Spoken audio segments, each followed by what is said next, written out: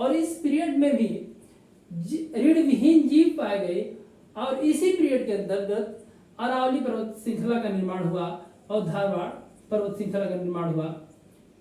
ये तो हो गया प्रथम युग के प्रथम कल्प के अंतर्गत जो है आद्यकल्प और जो है प्री पैलियोजोइक कल्प, इसको प्रथम युग के अंतर्गत कहा गया और द्वितीय कल्प को भी प्रथम युग के ही अंतर्गत माना जाता है, जिसे द्वितीय कल्प में पैलियोजोइक कल्प जिसे पुराजीवी कल्प भी कहा जाता है और इस पुराजीवी कल्प को 5 भागों में बांटा गया है, जिसमें प्रथम है कैम्ब्रियन शक, Ordovician period, Silurian period, Devonian period, Carboniferous और पर्मियन पीरियड। इन पीरियड का जो है कुल 600 मिलियन वर्ष पूर्व से लेकर के 225 मिलियन वर्ष पूर्व रहा और इसके बीच में जिन चीजों का निर्माण हुआ उसमें प्री कैम्ब्रियन काल में जो है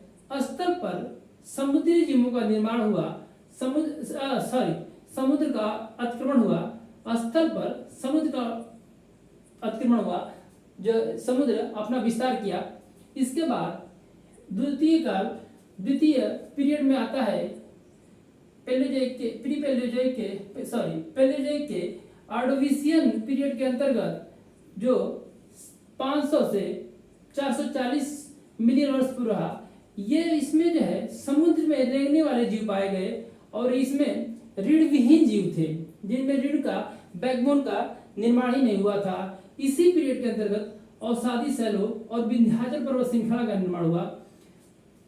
तृतीय पैलियोजोइक एरा के अंतर्गत तृतीय जो है पीरियड था सिल्यूरियन पीरियड और सिल्यूरियन पीरियड के अंतर्गत रीढ़ वाले जीव पाए गए, जैसे कि समुद्री मछली वगैरह, जिसमें सीधी जो है बैकबोन पाई गई, उसमें समुद्री जीव वगैरह जो है आए।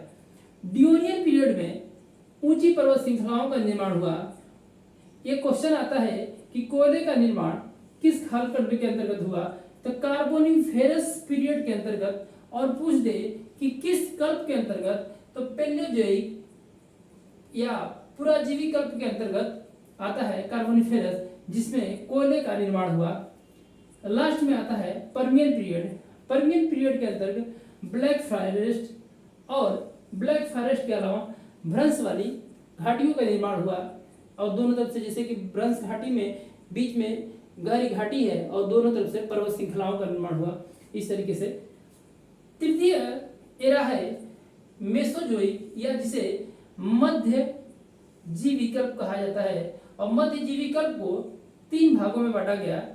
3 भाग कौन कौन से?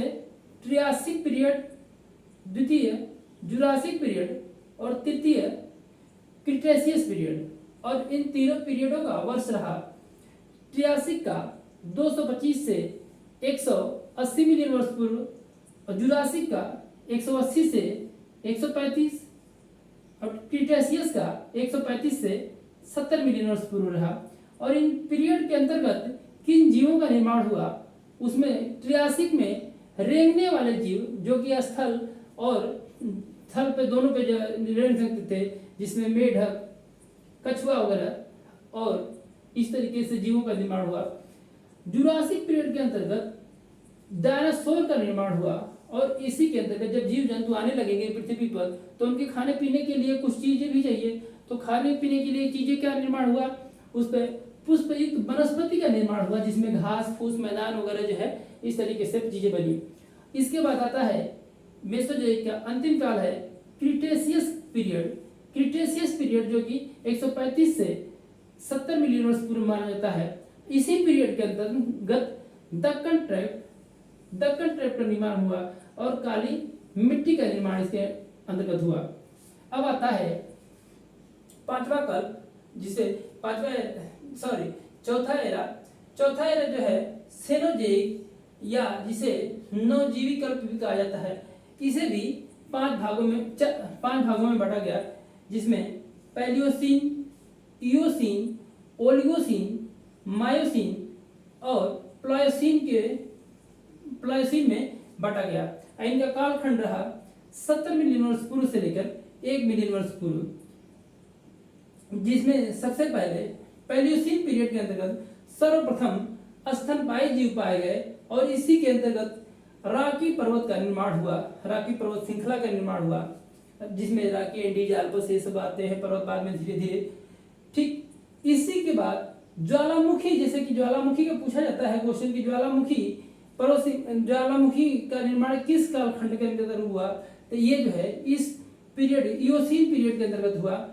और इयोसीन पीरियड अगर पूछ दिया जाए कि किस कल्प के अंतर्गत, तो ये जो है सेनोजेइक या नवजीवी कल्प के अंतर्गत हुआ। इसके बाद आता है ओलिगोसीन। ओलिगोसीन के अंतर्गत चौपाए जीव का निर्माण हुआ, जिसमें बिल्ली, कुत्ता और सब जो जानवर वगैरह इस तरीके से आए और इन जीवों का धरती पर उद्भव हुआ। इसके बाद आता है मायोसीन।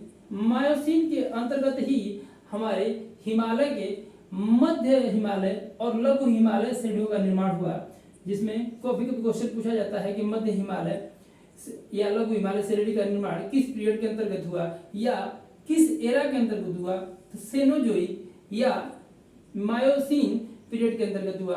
और सबसे लास्ट में मैदानी भागों का निर्माण हुआ, जिसमें प्लायोसीन पीरियड के अंतर्गत जो है उत्तरी विशाल मैदान का निर्माण हुआ।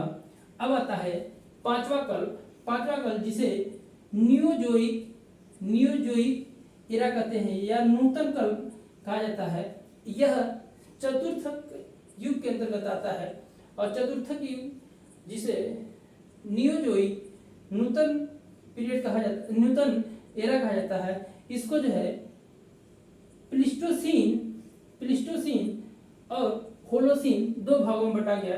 प्लिस्टोसीन का पीरियड रहा 1 मिलियन वर्ष पूर्व से 10,000 वर्ष पूर्व तक और होलोसीन का 10,000 वर्ष पूर्व से 10,000 वर्ष पूर्व तक। और प्लिस्टोसीन के अंतर्गत ही हिम युग यानी पर्वतों पर हिम बर्फ का या हिमयुग का निर्माण हुआ। इसी काल में ही मानव और स्तनपायी जीव पृथ्वी पर आए और उसके बाद जब मानव और स्तनपायी जीव आ गए तो वो जो है पहले जो है कि शिकार वगैरह करके अपना जीवन यापन करते थे।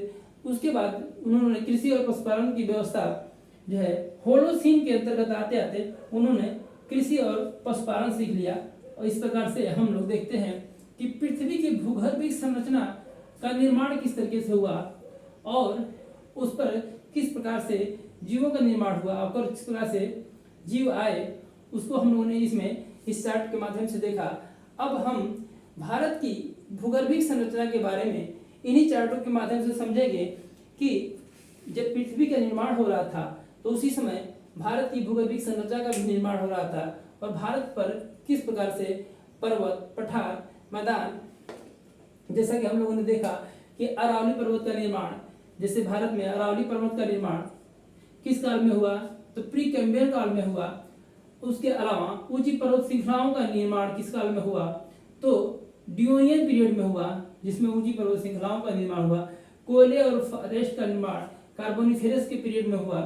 दक्कन ट्रैक का निर्माण जो है आपके लास्ट में क्रिटेशियस और मेसोजोइक मध्यजीवी एरा में हुआ। इसके अलावा मध्य हिमालय और लघु हिमालय का भारत में निर्माण इसका मायोसीन पीरियड के अंतर्गत हुआ। उसके बाद हिम युग आया और उस पर कृषि और पशुपालन की चीजें शुरू हुई। तो इस प्रकार हम लोगों ने देखा कि ये चीजें इस तरीके से आई धीरे धीरे। अब हम लोग भारत की भूगर्भिक संरचना के इन्हीं पीरियडों और इन्हीं कालखंडों के आधार पर बांट के देखेंगे कि किन किन भागों में भारत की भूगर्भिक संरचना को बांट के पढ़ सकते हैं। तो आइए हम देखते हैं कि भारत की भूगर्भिक संरचना के आधार पर कितने भागों में बांटा जा सकता है, उसको हम लोग देखेंगे।